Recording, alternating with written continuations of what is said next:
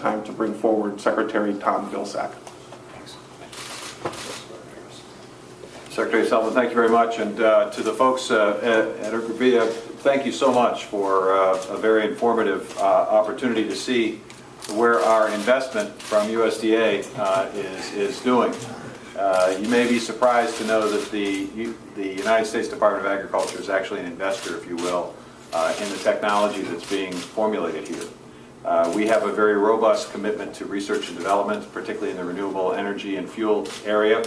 The President is quite insistent on our efforts to make America far more energy secure. He believes that we need to reduce our reliance on foreign oil and reduce our reliance on fossil fuels. One way we can do that is with clean, green energy, and that requires new ways to produce fuel and energy.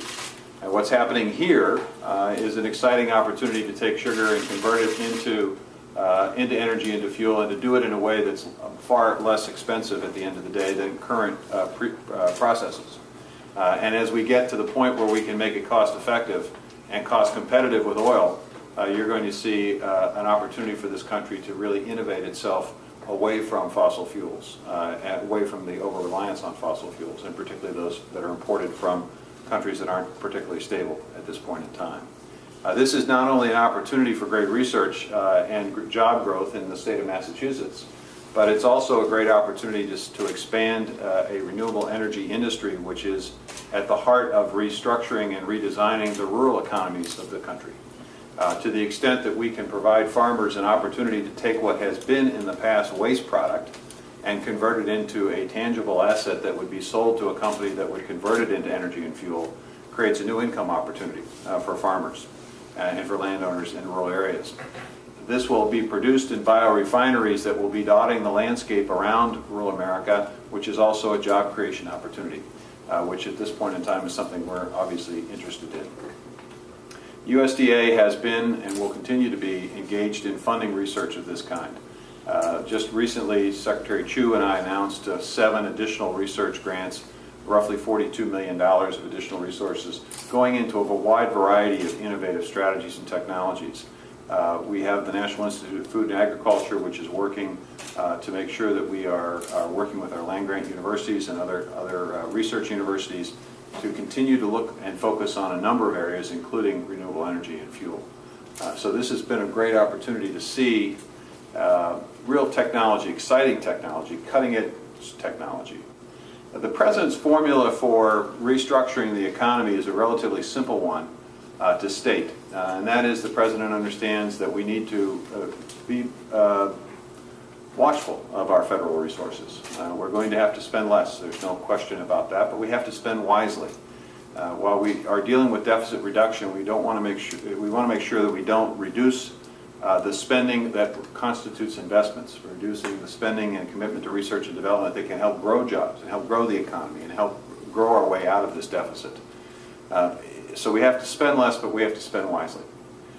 We have to resource and target our resources on that which will allow America to once again make, create, and innovate. And what we're seeing here is precisely that formula. Scientists, very highly educated individuals working to create new ways to do things which will allow us to produce new agricultural products, which in turn will make it easier to produce chemicals and fuel and other bio-based products as we begin this century of biology, which was mentioned earlier today.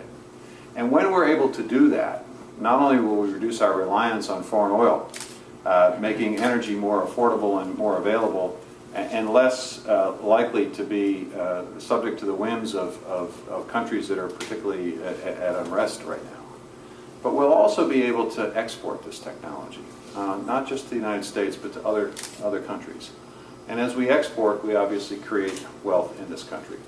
So if you spend less but spend wisely, you invest in the kind of research that allows us to make, create, and innovate, and that creates enough of whatever we're producing to be able to export our surpluses to other parts of the world.